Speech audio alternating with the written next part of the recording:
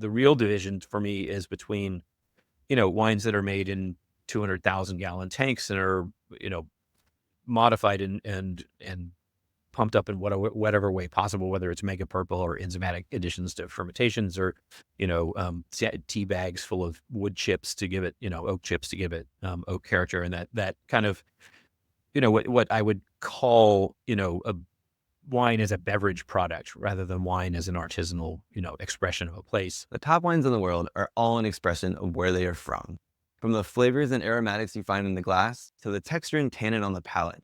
Everything is a result of the vintage in which the wine was grown and where it was grown. Today, we hear from 5 winemakers from iconic wineries from throughout the world about how where they grow their wine directly impacts the flavors and aromas that you find in the glass.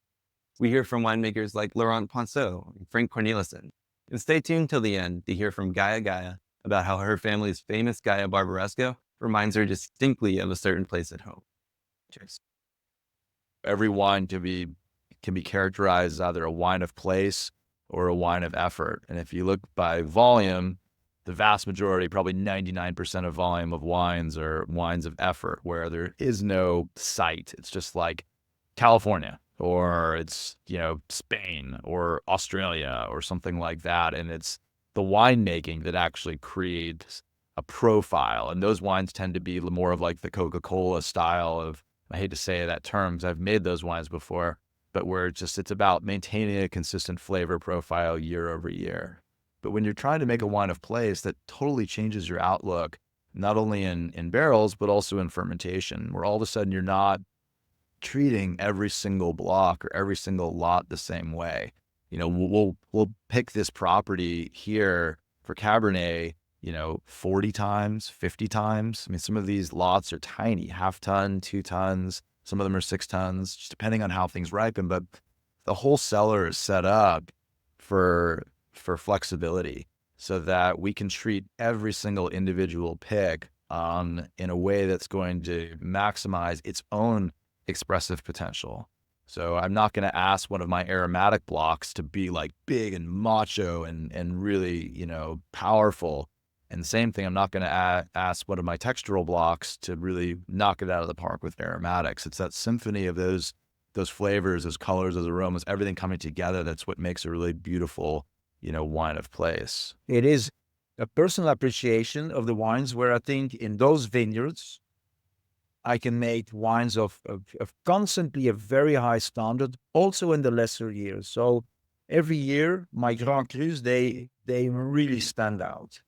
And so that's why they're Grand Crus. The Premier Crus, for example, there are a number of them in that league. For example, Camporé is very close to a Grand Cru, but in the lesser, not the lesser, in the colder vintages, when the ones that are very much rained down, it's a vineyard side that doesn't perform well because it's less ventilated, it has deep soil, and it's great in the dry and warm vintages. Like for example, this year, I'm sure Camporé will be really good again, and because of the nature of the soil, it's a subsoil. So we have different subsoils, and that is what makes the difference. And because the varietal is the same, it's 100%. Nerello Mascalese. The techniques are the same. No, I don't apply a different technique. We do not use any wood on the wines. So our wines, they stay in fiberglass, which are neutral tanks. And so it's the wines that express themselves or through the grapes from that specific vineyard site. And that's what makes the difference. If you're enjoying this episode, be sure to like and subscribe for more interviews and insights from top winemakers from throughout the world. It is very easy to explain, very short. Burgundy, the slope facing southeast, from Dijon to Santenay is 70 kilometers long, 1 kilometer wide in average. And if you could eliminate the earth from this slope, you would have a keyboard. We name it a keyboard geology system. Across the slope, you have faults, big faults or small faults, and each side of the fault, you have another appellation. This is why we name it keyboard. You have the black and the white keys and so on.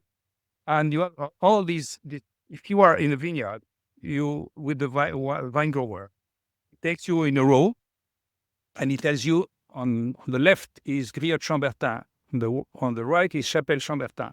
Say, hey, you are crazy. Nothing is different. The earth is different. The plant is the same. Nothing is different. So yeah, but your 2 feet are above a fault.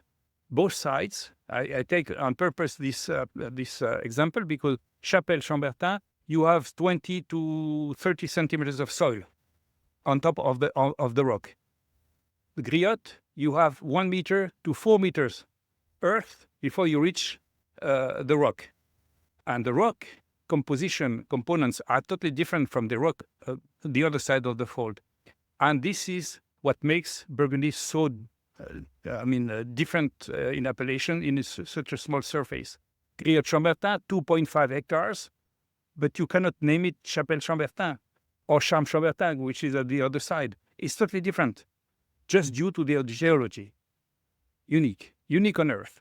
Maybe we will discover in China or in some places another kind of limestone system like this, but up to now, Burgundy is unique. Wine that I am more connected with is the Barbaresco. The Barbaresco, because that's my wine, the wine of my father, of my grandfather, my great-grandfather, my great-great-grandfather. So I really feel a strong connection with that wine. And it's often when I smell Barbaresco, are coming out perfumes that brings me in a place. They remind me something that is not even easy to describe, and so it's difficult to communicate to someone else what that perfume reminds me of. It reminds me my grandfather from my mom's side. He's also from Barbaresco. He also had a little cellar. So my grandfather from my mom's side, he had a little room in the house. It was a room where there was no floor. There was just very compact soil. Okay. And that room was a room where he had hammers. He was adjusting things. He was storing the wood to start the fire. So thin wood pieces. He had bigger wood pieces to make the fire go.